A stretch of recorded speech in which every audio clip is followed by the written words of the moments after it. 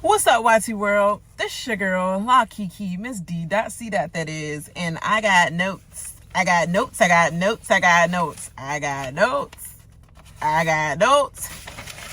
And this is ghetto, but I got notes.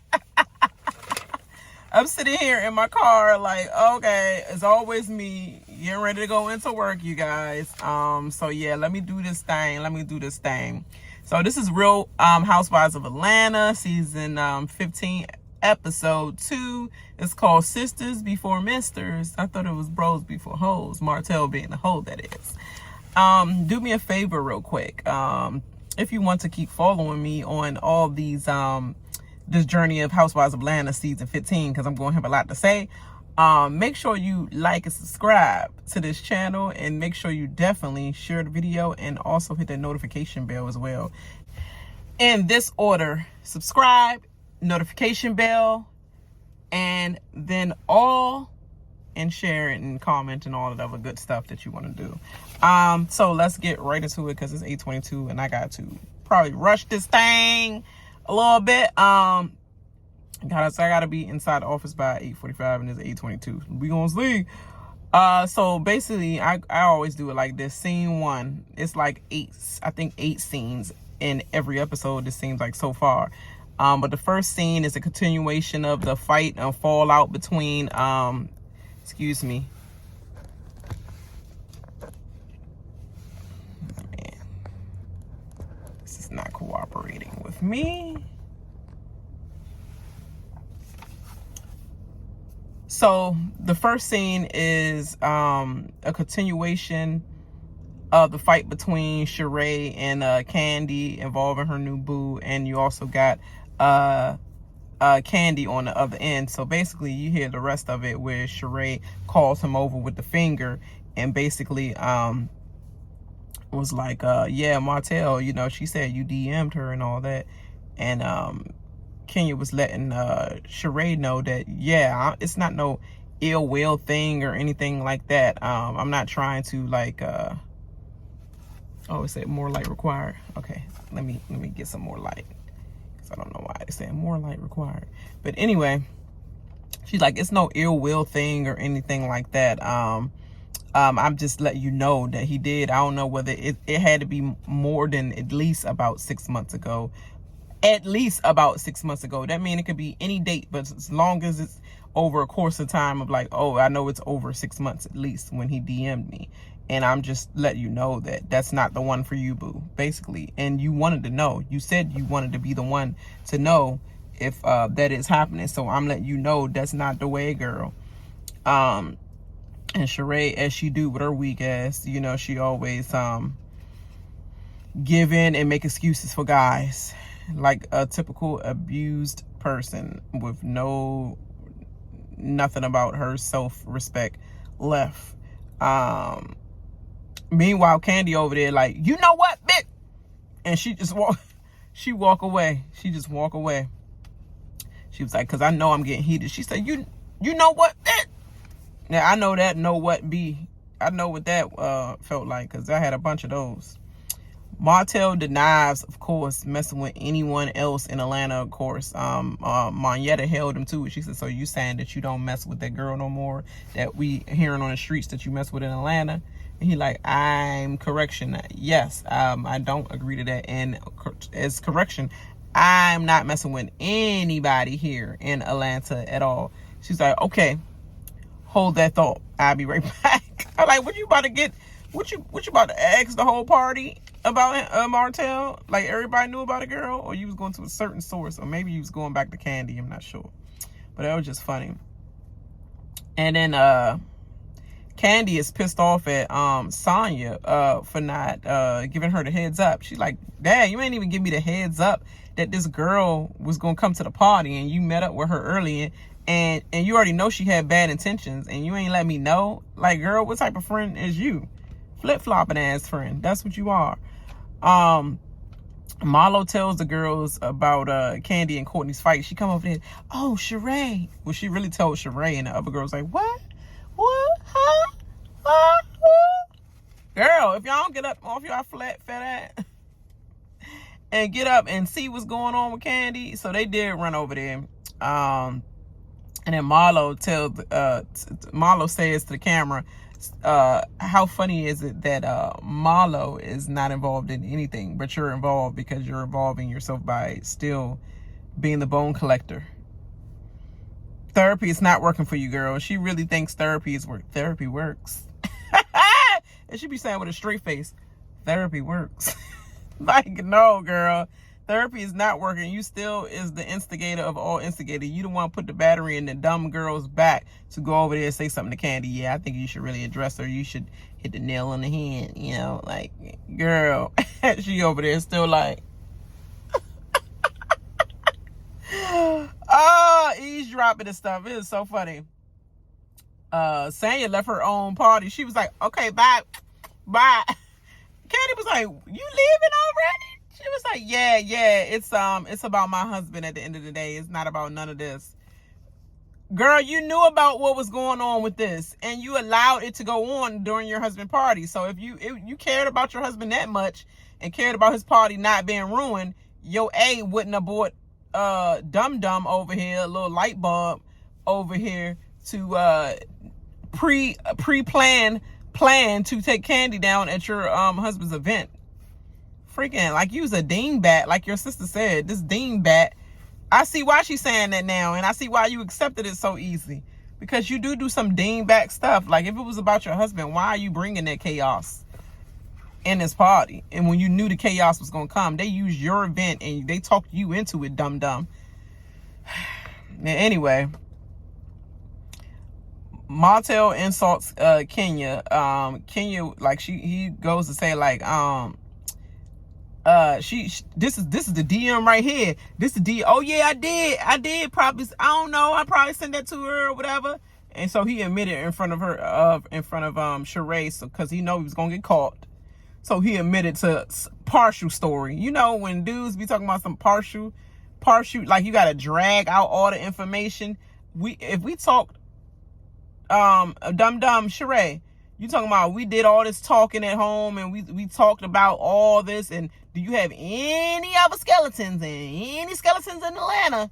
You know, and he did all this telling you this, but then you hearing about this at the party. Oh yeah, I might have this the DM from. No, you should have already known. Like that should have been something you came clean about. If you was messing with somebody in Atlanta and then you want to try to DM an actual coworker of mine, because they're definitely not friends. Like frenemies is what it is. I don't even think that deep. But like co-workers, that's too close for comfort for me. You should have told me of that, but you ain't gonna tell me about that. You was trying to see which one stuck, and my dumb ain't stuck, and now she's stuck. Cause you gotta marinate in this foolery, because you want to be right and you don't want the girls to be right. So you gonna have to take this whole season of being another dumb on TV, but you're not probably gonna be in the cold this time. Like cash in, like not. Yeah, but he accepts. He insults Kenya, talking about some. I get a lot of DMs. I don't know. Like I'm not thinking about your DM or whatever. So I guess he feel insulted. So he going to the lowest low. She need to follow Kandi's KFC extended commercial. Because they extended the best out of that commercial. Well, at least that's the first time I'm seeing a whole put together commercial like that. That was nice. But yeah, and Ace, you ace that boy. What I was about to say other than that, yeah, he gonna say she probably accepted everyone. If you look in her DM, she probably accepted everyone. Yeah, that's the right to get cursed out. So yeah, I said so. He then proceeds to admit and show that he DM'd Kenya. It said 2 years ago. Tomatoes, you did it. And then I said Martell curses at Kenya and all hell breaks loose. She run after him, but I think it's the cursing and the also saying that I'm a whore. Like I probably accepted any DM any man sent to me. Like I'm so desperate. Like, this fine chocolate Barbie is desperate for any man to come in my DM and me sit on this, you know, ride him, whatever. You know what I'm saying? Like, that's what he did. Sheree sat right there and act like that didn't happen.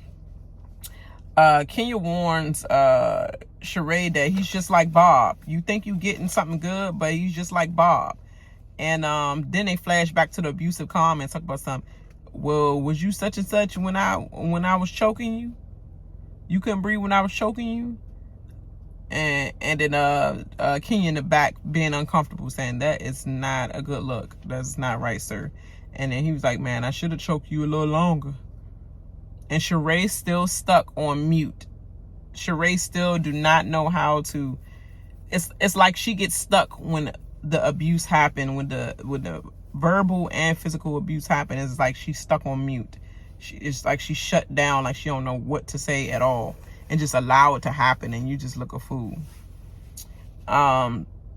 Scene 2, Drew arrives home from Chicago with a warm greeting from her husband and kids. You know, I guess her daughter made I guess drawing or something. They had a fruit basket. It looked like an edible arrangements, which I love. Like, don't give me the flowers, give me the edible arrangement flowers. Yes, eat the fruit with a good flick. Then Drew discusses her dad's Alzheimer's, not Alzheimer's, black people, Alzheimer's disease, and how he's in a nursing home. Like, he was just walking and now he's not capable of walking, in a wheelchair in a nursing home. She said she played her song for her dad and he recognizes her voice. Her dad was a part of a singing group, so they have a musical family. So she said that's their passion together. They was always passionate, and her dad was always passionate in her voice. Drew, she said she been writing since she was 3. Then Bravo shows a pic of Drew not even being able to even walk yet. She all being carried in Pampers and all that. And it took me I've been writing since I was 3. Girl, you held on to either your dad, your uncle, or somebody, not even knowing how to grip them. Girl, you ain't been writing the goddamn thing since you were 3. I hate when people say that. Like, yeah, you haven't been writing since you was 3. I can understand if you like tap dancing in front of the daggone, you know, family cookout or, you know, event y'all had, because that we used to do as well. Like, we used to sing our little songs in front of them since we were young. But writing, girl, shut up. And then Drew said she had a girl group called Mo Tempo, and she's the Beyonce of the group. You weren't in the middle. You were like 2 doors down. Like, you the second person that they showed or whatever, and that didn't even look like you at all. I'm like, who in the freaking Supremes is this? Like, who in the not even the Supremes, the whatchamacallit sisters are those? Like, literally, I was like, is this Drew? She got that's why she's so old fashioned. It's like she got her fashions, she updated her fashions like in the 2000s, and then like, oh, that fashion is comfortable, I'm gonna stick with that. But dang, but I understand that she has very elderly parents, like older parents that had her when she, you know, had her at an older age. So she gives off 1960s all the time to me. She feels 1960-ish, but that's probably what happened when you're in an older family, even though I am as well on my dad's side, but I also have the young side, which is my mom's side as well. So I guess that works or whatever. Drew said, okay, no, I wrote this wrong. I said Drew helped Drew. Drew's husband, Ralph, helped her produce and I think collaboration writing on the new album that she's trying to put out. So they talk about the album. He tells Drew about his family connection with Courtney and how the party went and all that. So Drew did know about the party. So oops, it's gonna be like a little ding on Kenya, and everybody else is like, why aren't you with her in the family, whatever. But it's like, it's still like you should have been there, because maybe she would need that extra help for you to be there. But at the same time, I don't know if Drew would want her kids to be seeing her dad like that, and they probably not permitted, because a lot of hospitals, especially during COVID time now, And it's still during that time where they don't want kids under 12 at all in the ICU units, or like certain areas where it's like could have a lot of bacteria and diseases that they can catch and stuff and pass it on around, especially from elderly. So that's why he might had to stay home with them in Atlanta. So that's why I'm saying, shut up. Everybody don't know people's household situations. So he got a little fighting back point about that one, for the reunion. He tells his family connection with Courtney, and then she said, I heard somebody was fighting with Kandi, like somebody fought Kandi. And it's like, stop saying fight. Somebody had an argument, and a fight is a fight. A fought is a fought. It's just an argument. We had a discussion, about to turn argument, really. But yeah, she said, he said, yeah, I think that was my cousin that I just found out about. He's like, oh yeah, that's your family dynamics, because that's all y'all like to do, is run y'all mouth and fight all the time. So yeah, I understand that. So scene 3 is Sonya and Kandi goes to lunch, and they talk about family life, for too long for my liking. I'm like, Todd, all right? Oh, how your husband? Oh yeah, he want the baby and all that stuff. He's tired of basically saying your husband wants the family to move out. Sanya's like, I want to respect my husband, but I love my family being here. Girl, after your sister called you a dingbat, and the rest of your family is some trash and not really doing anything for you, and everybody's on your payroll, but you ain't gonna follow your husband lead of like getting your life back, girl, something wrong with you. And I understand that. But she's talking to Kandi about that short stuff. I really don't care about their his little escort, driving services, blah blah blah, out of town. But it's cute for the family. But yeah, the rest of your family need to do something, or they need to leave the house. Kandi lets us know again about her and Todd bumping heads over different projects that he's on, and how she's not supportive enough of him. And we understand, and she understands now. And she said, I'm trying to be more understanding, actually.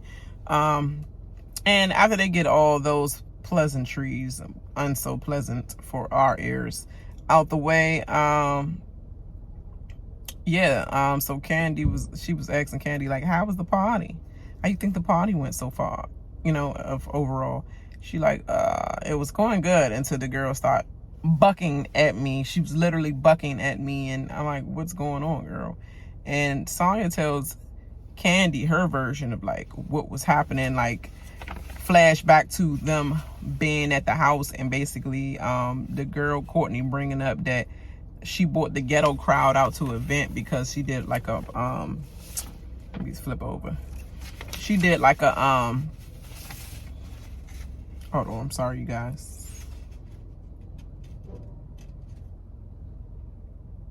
So she did like a live or something, and she was letting people know the location to show up to, and she was like, yeah, and the whole hood came out.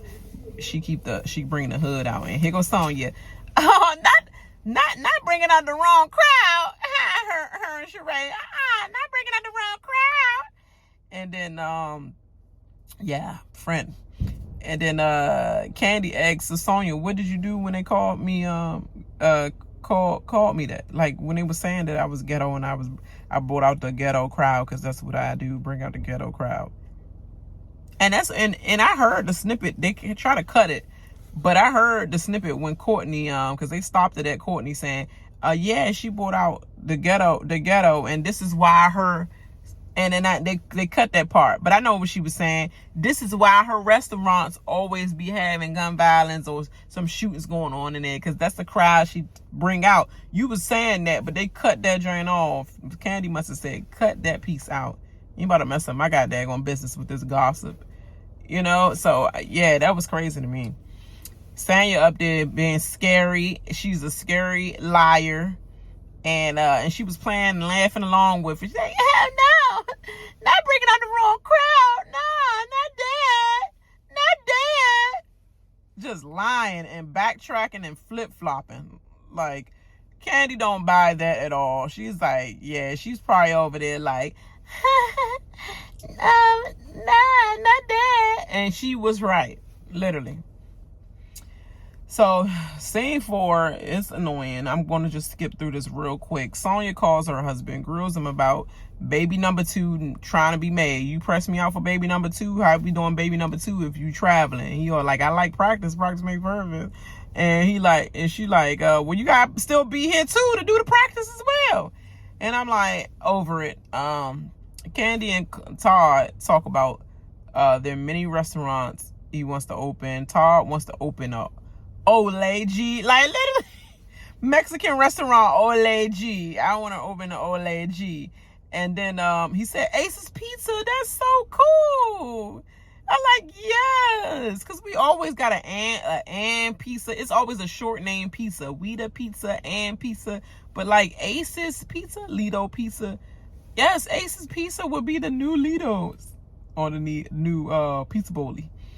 But yes, that would be nice. But Kandi like, why are you opening all these restaurants? She was like, what is it about it that you keep opening for? And really it's about Todd wanting to do his own productions himself with his own money. He's tired of like, he's literally, I could tell, getting tired of, and not I could tell, it's really what he's doing. He's opening restaurants because he said this is the most money I ever made off of these restaurants, making all this money. And it gives me, it allows me to be able to use that to produce what I need to produce. So basically, I don't want to ask you for no more money. I want to use these restaurants that I'm opening to make money off them, and to produce my own stuff, and to fund my own production company, basically. And I was like, okay, that's cool, Todd, because he tired of hearing the streets this and that, and Mr. Burruss and Kandi and da. So I understand that he's trying to get his own money, and at the end of the day, Kandi had to respect that too. She like, at least he's not trying to leech off of me. He want to open it up. It's still like her putting a little something into it, but now that the restaurants has been up and running, I think that those businesses is paying for another one to open. So he's not really using her money per se in a way, even though they still split the business, but you know what I mean. I guess he's using his portion to open up another one to keep flipping that, which is cool. And then the producers stopped them from doing a taste testing because they were supposed to do a taste testing at a Blaze restaurant. And then the cousin showed up, that was the chef in her Kandi's what's the Kandi show? OLG show, right? He was a cook there, but then he went to Blaze to cook. And they like, we ain't gonna talk about the elephant in the room.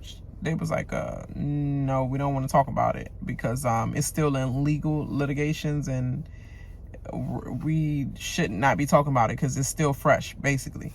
But even still, they was pushed into saying a little bit and letting people know, have an idea of what was happening. And she basically said like, disgruntled employee came in drunk, intoxicated. He was late.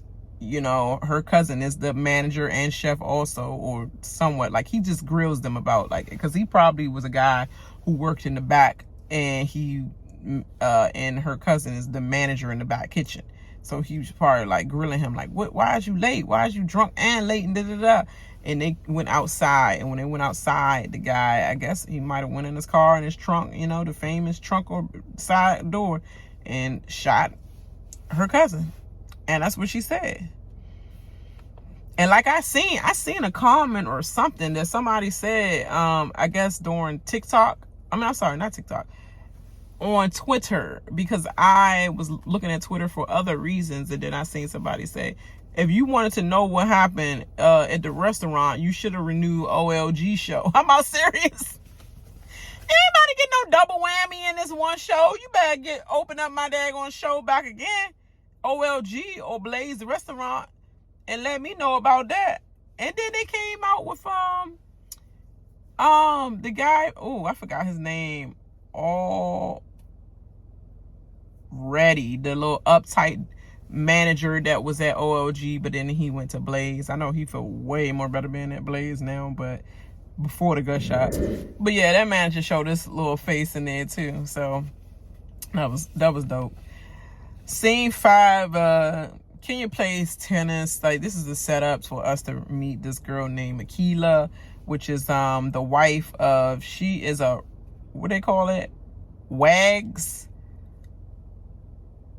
I think Kenya said wife of sports player or something like that, but I'm like, what wags got to do with that? It didn't even make sense at all. But she said wags for short is what they call themselves. She's the wife of an NFL running back named Tevin Coleman, and obviously he probably played for the Atlanta Falcons. Obviously, I mean, I love football. Like, football is my love, my passion as well. You know, I love football. So when I'm not doing Big Brother, all the other reality TVs, Atlanta Housewives, and all that, you know, fun, just as long as they ain't me shows, I like to look at and review. I'm watching NFL like first, literally. Yes. So anyway, her name is Akila, and she basically said Brooklyn and her daughter are best friends. They always best friends. Every child always got a best friend, like 10 best friends. As soon as they meet another friend. And I was like, oh, Brooklyn looks so cute in her outfit. Kenya said she envies Akila's relationship with her husband, and she really wants that. She started to talk about her new boo, Roy, aka Mr. KMC, because he's the owner of Kale Me Crazy. So is that like a vegan, vegetable, you know, vegetarian type of like a salad place that sells a lot of different, or maybe Kale Me Crazy might be like a juicer place, because it gives me like a juicer factory or whatever. I mean, not factory, but you know, like a store that just sell many different juices, and kale is being the main ingredient or something. It's either that or even a salad creations type of place. But she's talking about she crazy about him. Girl, you crazy about everybody. So that scene is over with. So we go to scene number 7. Sheree meets up with Sanya for dinner. It's like all these dinner scenes. I'd be like, shoot, thank you, Housewives, for keep paying for my meals. Sheree is a glam mom now. Not a grandmom, but a glam mom. Oh, that reminded me of Tracy when she just said, I'm not a grandma, I'm Duchess. I'm Duchess. Oh, she didn't have that much time to spend with her grandchild. It's so sad when you think about it. But yes, Sheree is a glam mom now. I say, what? Cairo had a daughter. Her son Cairo out here freaking beating. Her name is Mecca, and she's 6 months. He in these Atlanta streets now. And then she ain't telling that story.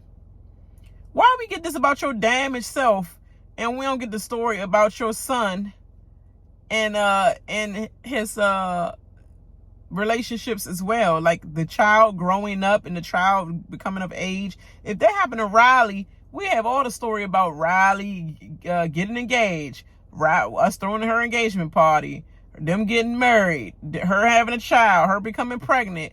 Why we ain't getting that about Cairo? But you trying to hold on to this check with this weak ass story about your relationships or non-relationship there is? I think you should bring back, nah, never mind, that's low. That's low. Oh, never mind. But anyway, I was like, wow, time flies. Sanya talks about her dinner with Kandi and Kenya. Oh yeah, which Martell admits to trying to F her 2 years ago. He said, yeah, I probably did. Oh no, Sheree admits that he admitted that, yeah, I probably tried to F her. I probably tried to F her 2 years ago. I probably tried to. I mean, what that mean? I'm just letting you know. And she laughed about it. This didn't open your ears, girl. You laughed about him possibly like, oh yeah, I did. I probably did. So what? Like, that's 2 years ago. But this is now, and that's too close for comfort. And ho, you didn't tell me about it when we was talking about did you do anybody in Atlanta. You was telling me that, nah, you all clear, all good. I ain't do nobody in Atlanta. So that whole lie that you told Mayetta, that you ain't mess with nobody in Atlanta, and now you're saying I probably effed her. Let's us know that you lying about it, because you effed with somebody in Atlanta. It wasn't Kenya, but you effed with somebody in Atlanta, and you got too many DMs that you saying yes to, that you are hitting. And so you know how that projection that Candace was talking about? That's the projection. You projecting on her the stuff you're doing in Atlanta streets, dirty hoe. Anyway, I said Flip Flopper Sanya, she agrees with Sheree that these women can't keep calling black men aggressive. I'm like, girl, but they were. Ross was aggressive with Kenya the first time. She was aggressive with him. And now Martell was aggressive. Both of them were aggressive. You're not going to keep talking to my wife like that. Like, my husband won't do that on a female like that. If the female is coming to me in a dangerous way, like with a knife or something like that, yeah, you got permission to knock her out over me. I'm sorry. You know, clip her up, push her to the side or something. You ain't going to watch your wife get stabbed. I understand that. But we in a female argument, let your female handle it, you female. You know, just making excuses. Sheree is acting like the abused victim that she is, all of her life and all of her relationships. And we need to dig deeper. Like, she needs some Ayanla or something so we can fix whatever's wrong in her actual soul. Is the reason why she keep picking what she's picking. And I think, wasn't she on it before? It's like, girl, was that just a check, or was you really thinking about the stuff that you needed to go over? Therapy is not working. Literally. Kenya says to Akila on the other end, because they flash back to over there, she's just digmatized. And her friend says, not at this big age. Not at this big age that she's digmatized. Like, come on, girl. I'm gonna need a better excuse than that. Sonya is a flip-flopping a-hole. For real. She really is. In scene 7, Drew meets with the producer to play her record. She's talking about she's working on her EP called Independent. And basically the guy asked them what their relationship is like working together in the studio. And they actually say that's when we at our best. We actually met like that on the first date in the studio. Like, I was singing and he said, oh, you got a nice voice. And he said, oh yeah, I play piano. And he stopped playing piano and she started singing. And that's how things came to fruition with their relationship. And then they got married and had kids, and then it went to hell. And, you know, I guess they couldn't get that strong love connection back again. Drew sings a cappella while Ralph plays the piano. And I said, Drew sounds great. They want a little tiny desk gig, and they like, we're literally at a tiny desk right now. You're at a tiny desk. So yes, we are. Skip over that. That's good. Kudos to you, Drew. Do what's in your heart and what's in your passion. Scene 8. Back to the boring ass clothing line story that nobody care about. Don't care is what I put on my notes. Don't care. I do not care. She talks about her website crashing and people talking in the streets or whatever. Then I said, shout out to the Kimpire and Reality T YouTube bloggers for being featured in this show. Because yeah, they talking about the website, like what website and all that, right? So it's just funny.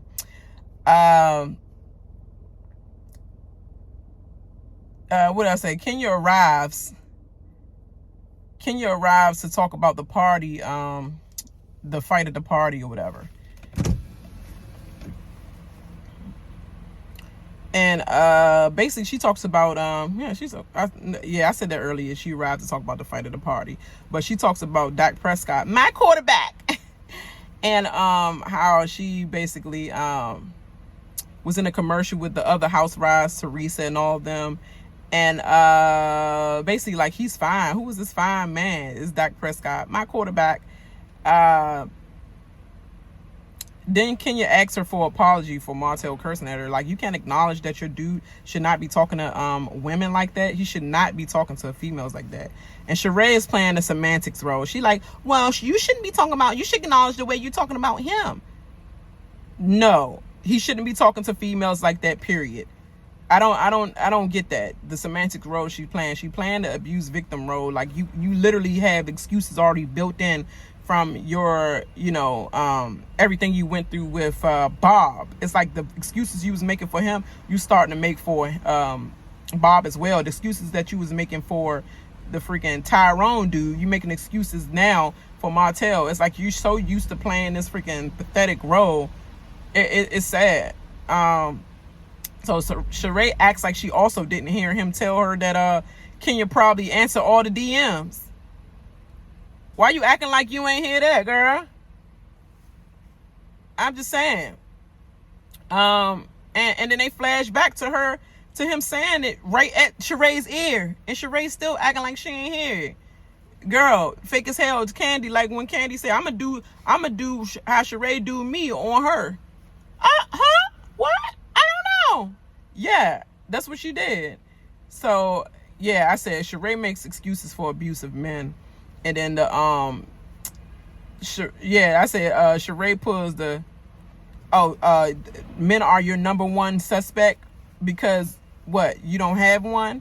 It's like, girl, you think men is what defines me, and that's why I'm supposed to church? Like, oh, I don't have a man. Oh, that's why.